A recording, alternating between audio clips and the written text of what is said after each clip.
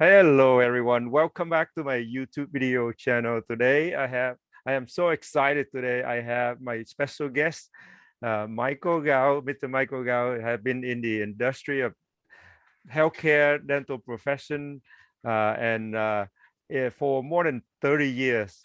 So he is an invaluable guest that can give a young generation of dentists and healthcare providers some insight about healthcare industry, how the future is going to be. So thank you so much, Michael, for joining me today. And I would like you to start some introduction, like how did you come about to go into the back in 30 years ago or more or longer than that? How did you end up joining the healthcare field, sir? Well, Dr. Hung, I want to thank you for inviting me to participate. And, just for the people who are watching, I've worked with you over the years, so I know you well, and I appreciate the invitation. Healthcare is changing. I mean, it's changing more rapidly than anyone can imagine. And I actually got my start in healthcare back in 1970. I was young, we're all young at once. And I worked for Blue Cross down in Los Angeles, and I was a service rep. Basically I call on clients to make sure that we're paying their claims properly and not going to cancel and all. And I did that for about 4 years and started to find, this is nice, but I want to do something more. And back then, the Blue Cross was working on a pilot program, and they were developing 2 programs. One was called HealthNet, which is a huge HMO today, and the other one they called Group Practice Dental, which is now the DentalNet program. So if anybody in California, they know DentalNet because as dentists, they can't probably contract with them. So I was the first administrator of the program, and we'd have monthly meetings with the doctors. And my role was basically to expand the network. I did a lot of provider relations and dealing with the doctors, and I found a niche because I really enjoyed working with dentists. I just found them a great bunch of people. So I did that for another 4 years.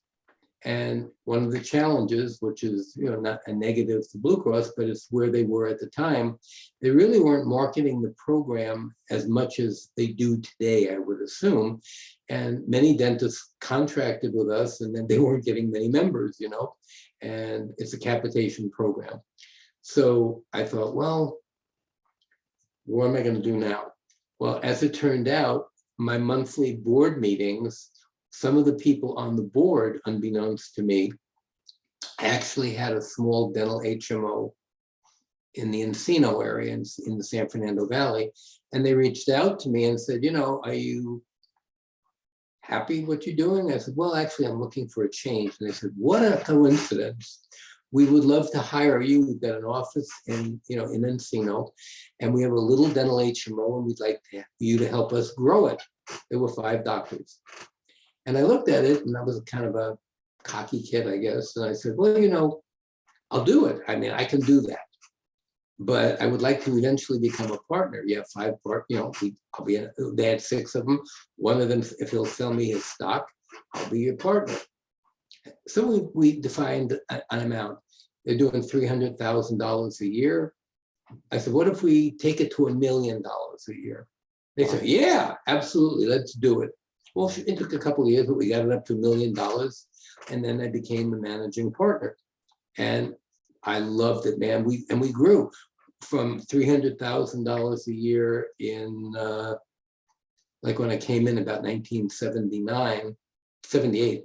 By 1989, when we sold the company, we were doing $39 million a year. Wow. We were statewide, and I got into the whole because at the beginning it was a small company, so back to doing provider relations and explaining the program. And one of the things that really helpful for young dentists today or whatever, most people when they look at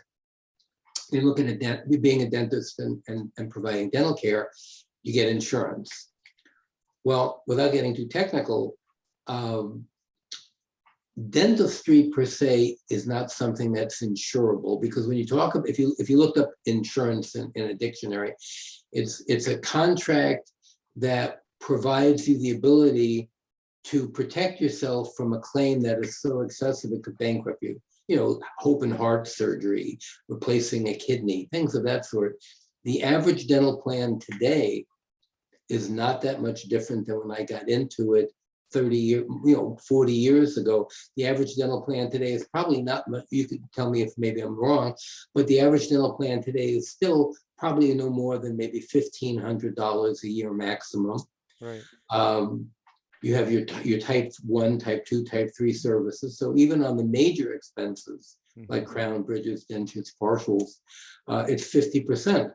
Well, given that, they probably could not get 2 crowns today, because the average price of a crown, depending on the precious metal, could probably easily be $1,200 to $1,500 per crown. So even if they're paying half, $750, 2 crowns and you're done. So it's not really insurance, even though people do buy it. So insurance, though, is essentially the doctor submits a claim, the doctor gets paid for the claim, and there's a co-payment by the patient. So one of the things that evolved out of that is dental HMOs. And a dental HMO is different from insurance because the doctor is reimbursed differently. So the reimbursement that you get, let's say from a Delta Dental or Blue Cross or whatever, is you do a prophy. Let's say you do for a cleaning, you're doing a prophylaxis. Maybe I don't know what it is today in California, but let's say an adult prophylaxis is $100, and that's a type 1 service. So that you would get paid in full, whatever your PPO fee is, and it's a simple transaction. In a dental HMO, there's a transfer of risk from the doctor being responsible for providing the care and getting paid to the HMO that contracts with you, and now you're part of a panel. So you're getting paid something called capitation. And capitation is basically a function of you get paid per member per month. So single, 2-party, or family, you get an additional amount of capitation, and then there are co-payments. And then anything left over, you are now on the risk for that. So as opposed to insurance, where let's say if you looked at a crown, maybe you got paid $750, which was half of the crown, the patient was obligated for the other $750. In a dental HMO, maybe they have a co-payment of $300. I don't know what it is today in California. So the fact that you normally might charge $1,500, you're also getting money every single month when people aren't even coming in. So when the person does come in, they may have a $300 co-payment, but then that's all you get paid. So if it didn't, depending upon how many people you have in your practice, it can be very profitable, because not everybody comes in for care, and not everybody needs acute care. And part of dentistry used to be is that over time you'd move them from treatment to eventually they're in maintenance, and maybe they come in for a prophy once or twice a year. So that's basically how the dental HMO works. We move one step further, and with respect to like the program, you have PPOs, they also have EPOs. PPO is a preferred provider organization, and EPO is an exclusive provider organization. So they may only take a certain number of doctors, but in theory, you would get more patients because it's a smaller panel. So as long as you've got the ability to provide, timely access to care, it works. But you need a large enough panel. Like with the program I started with, we were statewide with well over 1,000 doctors. So Michael, sorry to interrupt you. What do you think about the future of HMO? Do you think it's going to be continue a successful model, or it's not going to survive? I think it's been morphing. I had a very dear friend of mine back in the 80s who was the co-chairman of Interdent, which I think is still around today. And for whatever reason, it just really, they were, on the stock exchange, but it didn't really work at all. Then there's been a resurgence. Today, DSOs, dental service organizations, are enormous. One of the biggest ones in California is Pacific Dental Services. Here in Michigan, It's Aspen Dental. You've got, you know, probably 30 DSOs that are really taking their place, and many of them are building offices and hiring young doctors, and Mhm. they're working for them, because a lot of times you're coming out of dental school, there's no way you're going to open a practice. You got to pay your dental, you know, what it costs you in tuition. But, you know, I believe, I could be wrong, but I believe one of the models within the Pacific Dental Service is that, you know, if you want, you can work for us, or we'll sell you the practice. So eventually that's a way of helping somebody Right. get. But what I'm saying is the HMO, is this going to be a model where it's going to last because the private dentists don't like it? Yeah, and you know what? When I was still running them as the managing partner, I paid far more money to my doctors Uh-huh. than most of my competitors, and they would say, "Why are you doing that?" You Mhm. know, and I just felt a moral obligation. You know, you need to get paid for what you do, because I used to say when I would go to conventions, Mhm. it doesn't matter what the dental HMO promises you. The owner of the company or the management of the company are not going to be doing your fillings and crowns. There's a doctor somewhere down the line, and you better reimburse him, or you're not going to get the family care. I think that they've reduced. When I was at about 45 dental HMOs in California, I don't think there are 20 today, but they've been acquired by larger Mhm. insurance companies, and I'd like to think they're handling them more economically for the doctors. The HMO seem to be like very similar to like a Kaiser model. Do you think? The H. Well, Kaiser is kind of a closed panel in that Mm-hmm. they provide services only to their members, which is really in many ways uh, the same with dental HMOs. It's just smaller panels. Right. You know, I think they'll always be around. Where they'll go in the future, you know, it's hard to say, because again, it's evolving.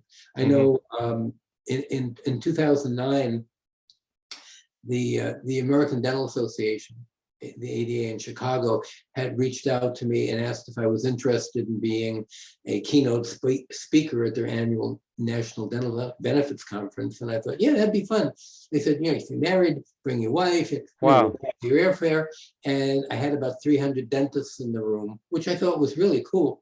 And the presentation I made to them, it was an hour presentation, was similar to what we're talking about now, because I found a lot of doctors didn't really understand the differences in funding mechanisms, which is kind of boring if you know, but I thought I try to make it interesting.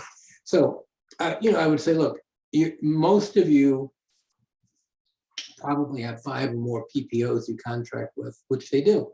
I Mm-hmm. said, if somebody took the name of the company that wrote the check, and you got this check to reimburse you for the month, but you didn't know who sent it to you, would you really care as long as they're reimbursing you properly?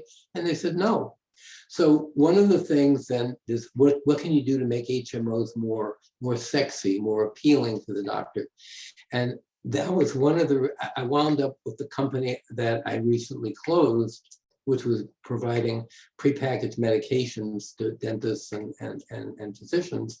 But Dentamax is one of the largest dental PPOs in the country.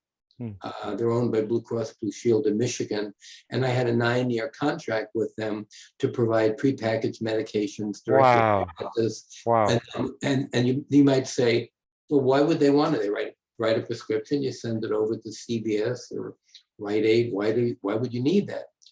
How many times, if you ask yourself or anybody listening, how many times has a patient been seated?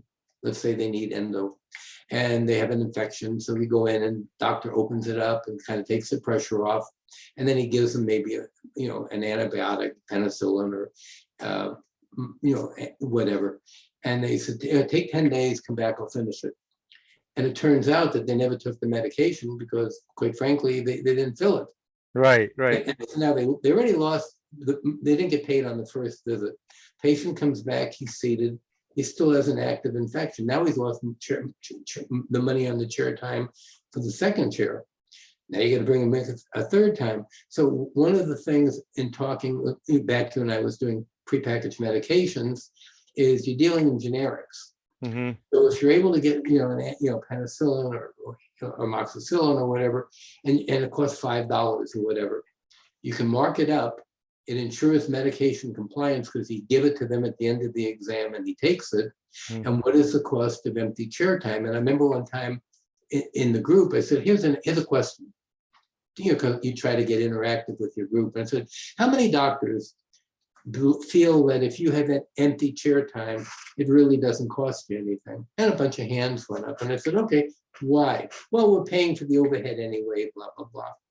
And there were other people disagreeing with them vehemently. I said, okay, how many believe when empty chair time does cost you money? Hands went up there. And then I let them debate. And finally I said, okay, the second group is right, because you have X amount of chairs in your operatory. You have X amount of days a week that you practice and X amount of hours per day. And you need to fill those chairs. Empty chairs don't pay your rent and Right. don't pay your staff. And for a lot of them, they never really thought about it that way. So I'd like to think I shared information with them, even though I'm not a dentist, but I've been in it long enough because it's a business. Right. And running the business means you need to put belly buttons in the seat to be able to get paid. Absolutely. So that was interesting. Wow, that's interesting. I just want to make sure the audience remember your conversation is that you build a company called Script Now, SCRIP. Okay, my company doing the prepackaged medications, I closed that company because I was an independent rep. However, if some doctors are listening that are interested in it, what I would suggest, if I can, is they're an excellent company. It's PDRX Pharmaceuticals in Oklahoma City. And I would suggest that they reach out to somebody his name is John Picone, Picone. He's the vice president of marketing, and I'm more than happy to have them reach out to him. Company called PDRX Pharmaceuticals. They're in Oklahoma City. Okay. And the person I would say reach out to is John Picone, Picone. He's the vice president of sales and marketing, and he's a good guy. So is this company doing very similar to your previous company? That was my previous company. I basically was their independent rep for about 8 years. Got it. Okay, thank you. So yeah, I mean, it's the idea of having the pre-packaging medication for in the dental office and give it to the patient right after the surgical procedure is amazing. I used your product, your service for a while. Yeah, I like that. Yeah, and you know what? It's completely legal in the state of California. It's legal in all but about 8 states. So there's no, and you know what? It's a convenience. Right. Now, one of the things I would tell doctors is that if you're a small practice, maybe a solo practitioner or a couple of doctors, you're not going to make a lot of money on it. So, and I always told people, even in capitation, that you're doing it for the convenience of the patient, or in this case, you're doing it to be sure that you're bolstering your chair time. Because people, I'm sure every dentist has had a patient that was a no-show. Right. And then you lost. You had an empty chair. You couldn't fill it. How do you fill an empty chair? 3 minutes after the patient was supposed to be there. Who are you going to put in there? Right. And you're running to catch up. So there's a value to that, because if you have somebody who is going to be more than one visit, give them the medication. If you give them the medication because it'll save them a trip to the pharmacy, they'll recommend other people to you. You'll get referrals. Absolutely. So it's a win-win. I love that. Michael, you also managed can you talk a little bit about managing the dental care of California? You have a time where you were serving a company, HMO. Well, that was the second that was actually the second dental HMO that I had built. It was in 1991.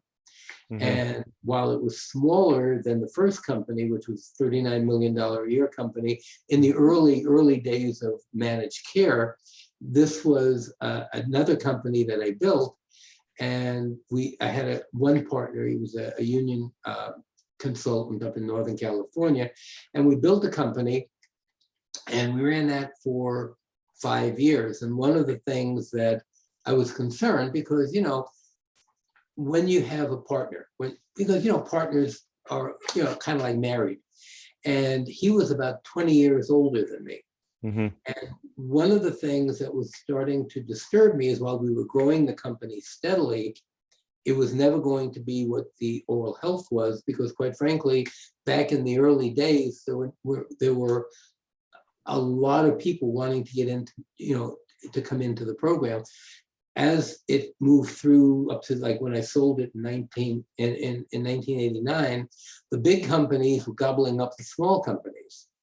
So every one of them, any company that sells dental has their own dental HMO. Aetna, Guardian Life, United Concordia, Blue Cross, Blue Shield. So by the time we were doing it in the 90s, I mentioned to my partner, everybody is so huge today that we're a little company. I mean, we had thousands and thousands of members and we were making money. But my concern was, you're 20 years older than me. And if we run into a headwind, you may lose some money. Now, I've lost, if you're an entrepreneur, you make money, it's success. Sometimes you don't make money. Nobody ever, no matter how good a baseball player you are, nobody gets a home run every time they go to play. Right. You hope maybe 9 times out of 10, 8 times out of 10. So I said, I'm concerned. I don't want you losing your money, because I'm 20 years younger than you. What do you think about we sell the company, and at least you take your money off the table, and then you make money on top of that for the profit? And he said, you know what, maybe you're right.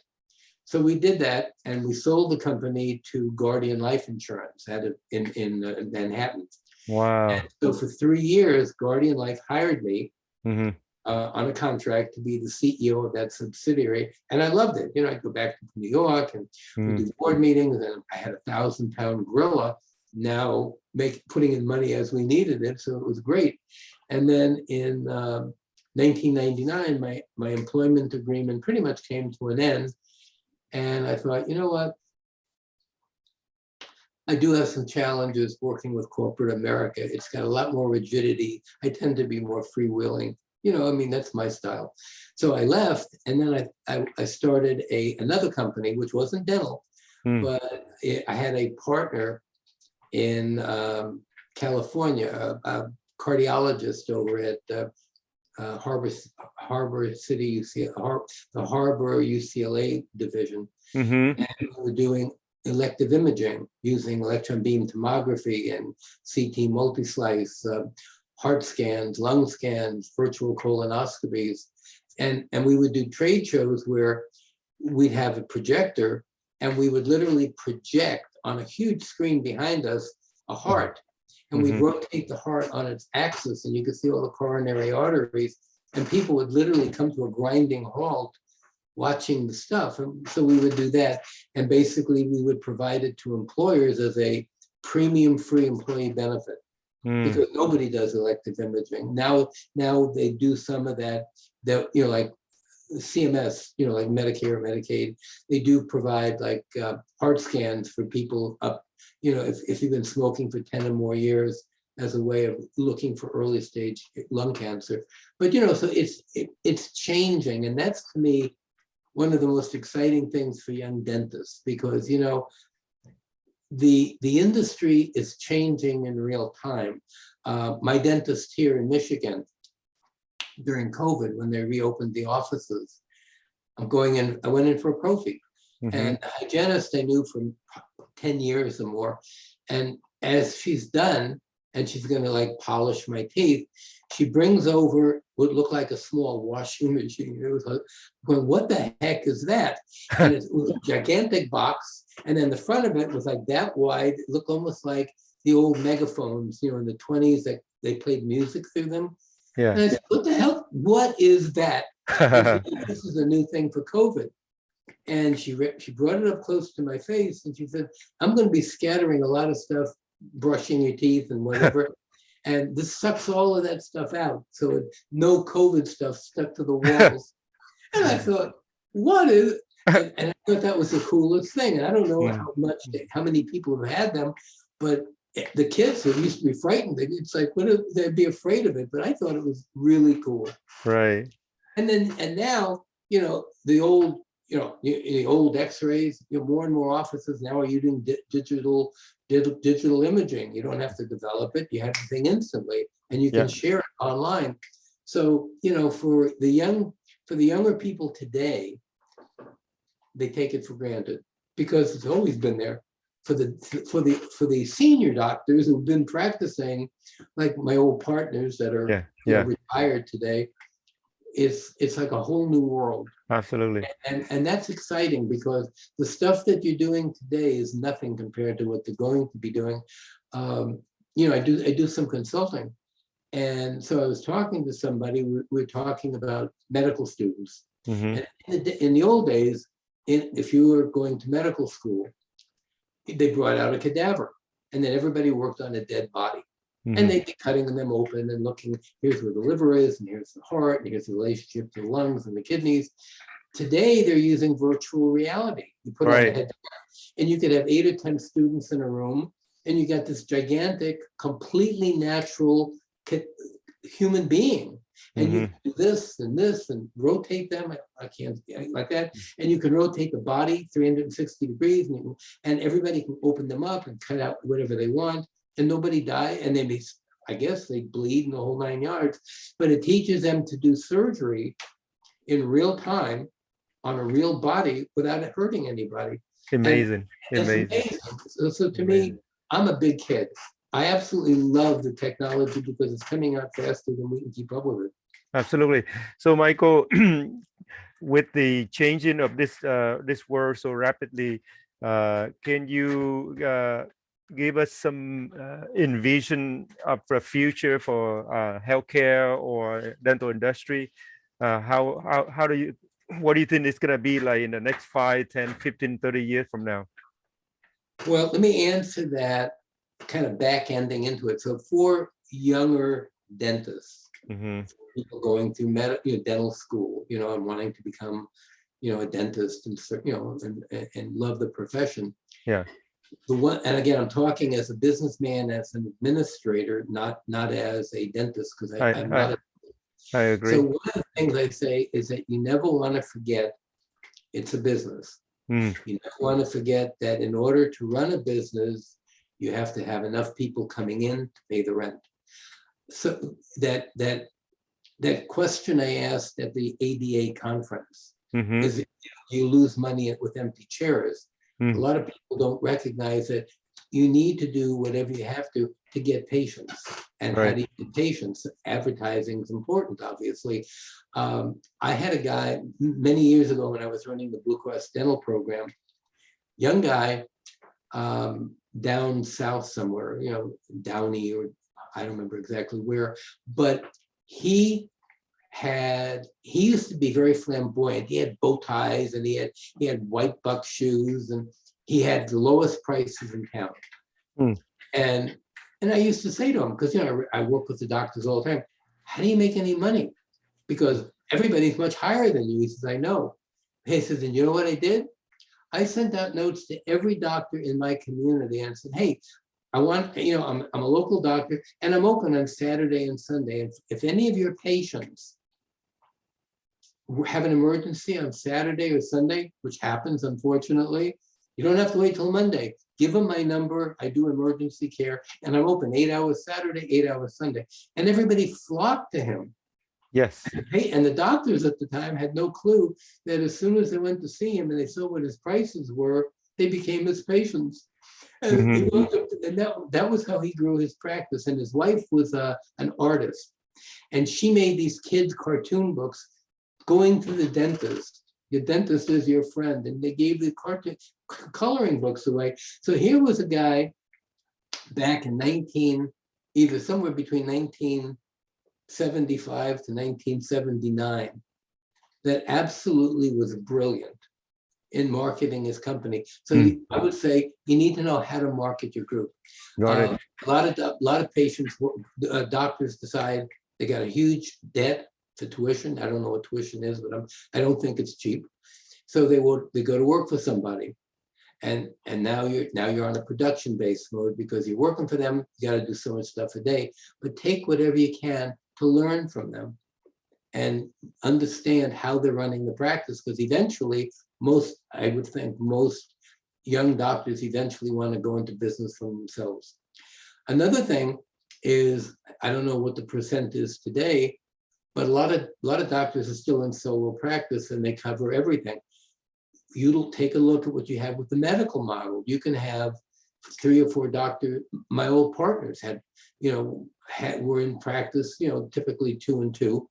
And I used to think that they were partners. They basically had their own practice and did the billing, and somebody who was the office manager.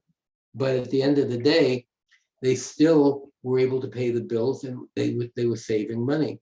Today, when you have large group practices, I would venture many of them are not partners. Many of them may be doing their own practice, but you have a bigger office, you have a more prestigious, nicer office in a better location, and you're able to share the cost of running the office collectively between your individual practices. So I can't say that's the right way, but be at least open to different ways of running the program. Where is it going in the future? I believe DSOs are only beginning, and they're going to grow. And one of the things that happens many times if a DSO comes in, opens up an office near a local doctor, you might want to know what they're doing. You might want to know what their hours are. You might want to know what their prices are, because people, and I don't mean this demeaning, but people don't have nearly the same connection with their dentist as they might have with their physician, because they only may see the dentist once or twice a year. I don't know anybody who lays awake Sunday night going, oh, I want to have a root canal tomorrow. I'm having perio tomorrow. I can't wait. Because nobody, I don't like getting my teeth cleaned, even though I've been doing this stuff all my life. Right. So it's a question that you want to make sure that you do a lot of understanding of the industry that you're in. And that's not unique to dental. It's unique to anything. Understand your marketplace. Understand. There was a young man I connected with who did some free. It was like quid pro quo. I provided something for him. He did a little bit of programming for me, and his father, I think he was in, I forget, somewhere in Taiwan or something. And he was a dentist, and he was a new guy here, and he found some way of mining Google.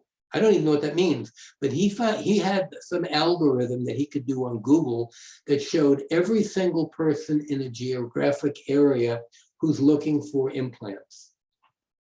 Right. And that's how he was going to build his practice. Mm-hmm. Oh my God, I didn't know that was possible, because I don't know that much about that, how the programs work. But there are ways that you can literally use existing resources to build your practice. That's right. And that's what it's about. Mm-hmm. Wow. So that's what I see increasing in the future. There are more and more people doing dental consulting to grow your practice. And, some of them are good, some of them may not be as good, but, if your practice is growing, what it takes for you to pay your bills, what it takes to bring on an associate, what it takes to grow. Generally speaking, I was assuming like your practice in El Cerrito. Yeah, El Cerrito hasn't moved in years. You just don't pick up and move. You've got a patient base that you've developed. So they know you. They know the doctor. I've been going to my doctor. I've been in Michigan for 17 years. I've been going to that office for 16 years. Mm-hmm. He sold it to his daughter. His daughter built that practice more than Rick could ever build it. And they ran it more profitably than he did, but it's a business, and it's a great business, and you will enjoy being a dentist. Thank you, Michael. Thank you for your time in today. I'm sure I would like to invite you back to my channel. You have so much to give, so much to share, and so much to consult with young dentists and other organization DSO. I love to see you again for another episode. And again, Michael, thank you so much for your spending time with me today. And if I can make one final comment, if you are watching this and if you like it, hit like. If you Absolutely, like thank you. it, share it with friends, because Absolutely. one of the neat things with video, you take the link and you can share it with any of the doctor friends that you know, dental friends that you know, and allow them to at least share in the experience of learning, so hopefully learning something new. Absolutely, Michael. If anybody want to get in touch with you, want to ask you a question about, Sure, you know what? You know, occasionally I do consulting. I mean, I haven't been in California in a long time. Last time I was there was probably 2009, 2010. But my email address is mike@scriptsnow. That's SCRIPSNOW.com. No T. And you know, I'm more than happy. You know, people reach out to me. I'm on LinkedIn. You know, if you're on LinkedIn, welcome to reach out to me on LinkedIn. Just look up Michael Gould, Scripts Now, and you're more than welcome to send me a note. You know, because I've got probably 4,200 connections on LinkedIn. I would say probably 70% of them are dentists. Next time we're gonna talk. I forgot that next time we're gonna touch base on a little bit of the article, one of the famous article that you wrote that it's were catching a lot of attention of thousands of dentists, and that was a good one. One of the things I can do, if you're comfortable with that, is I will go on your you have a website, right? Yes. If you send me the link to your website, what I will do is I'll paste the link to the article, Yes. and so that people know this is the most amazing thing you will ever see. Absolutely. And I'll just give you a tickler. I had retired for a short period of time. I worked at the La Brea Tar Pits over on Wilshire Boulevard in the paleontology lab, putting fossils together. We went out on an archaeological dig with the Museum of Science and Industry. I discovered about a 15 to 30,000-year-old mammoth molar, 20 feet off of Highway 14. And there's a nice article I had posted with pictures. I think you'll enjoy it. As a dentist, I guarantee you never extracted a molar like this one. Absolutely. Michael, again, thank you so much. I want to thank you for your kindness. Hope you have a great weekend. You too, sir. You take care now. See you Alrighty, next time. thank you. Alrighty, bye. Bye-bye.